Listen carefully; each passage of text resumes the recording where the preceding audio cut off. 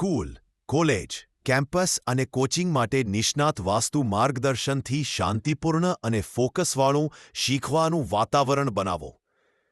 School ફક્ત building નથી, એ તો સપનાઓની ફેક્ટરી છે, જ્યાં માતાપિતા પોતાની આશા મૂકે છે, જ્યાં વિદ્યાર્થી પોતાના ડર સાથે લડે છે અને જ્યાં ટીચર્સ રોજ યુવાન મનને પ્રકાશિત કરવાનો પ્રયત્ન કરે છે.